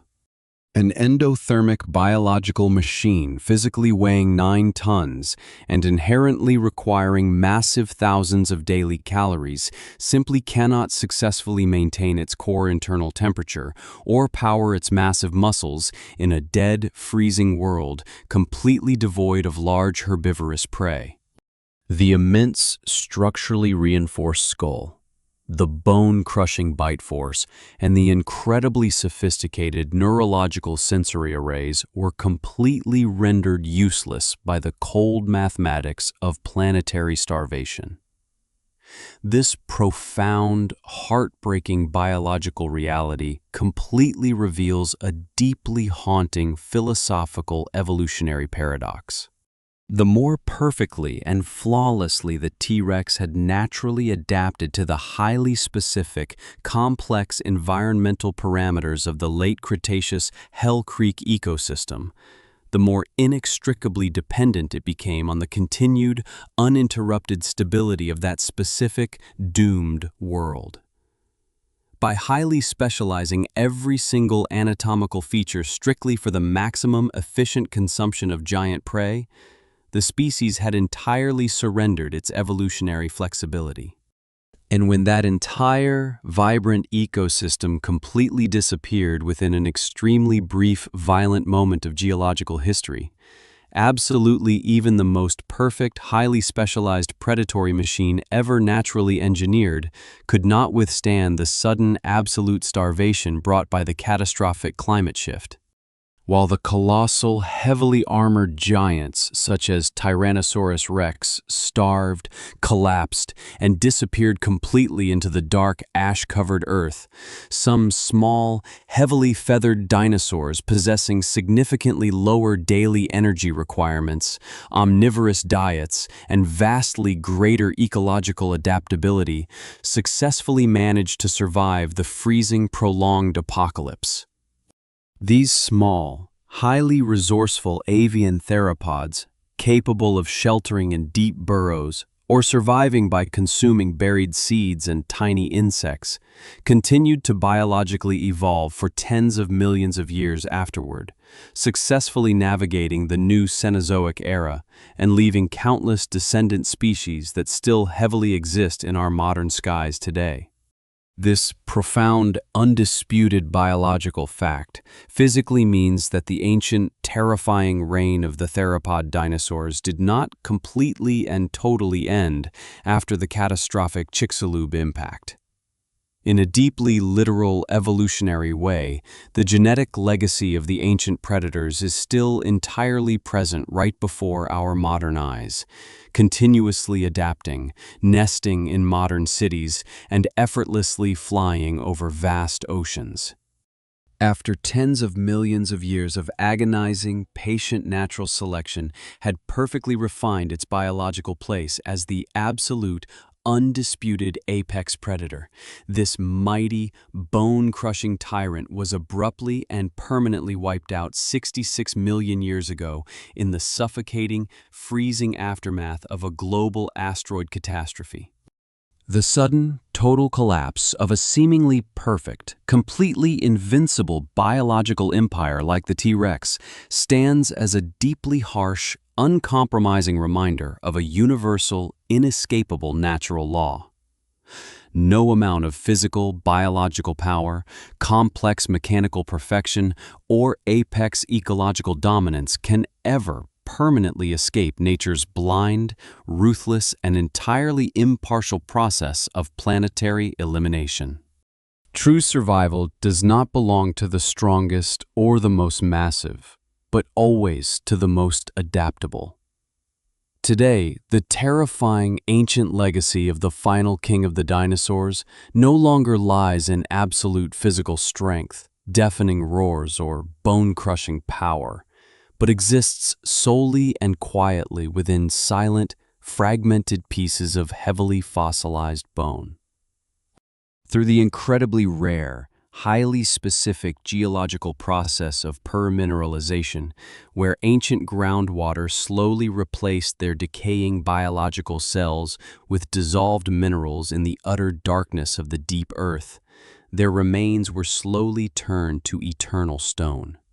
These ancient, lithified remnants now rest softly illuminated in the quiet halls of modern museums, serving as eternal, quiet witnesses completely buried deep within the Earth's memory, permanently reminding all who look upon their towering skeletons of the profound, haunting fragility and deeply temporary nature of all biological life on this small, shifting planet.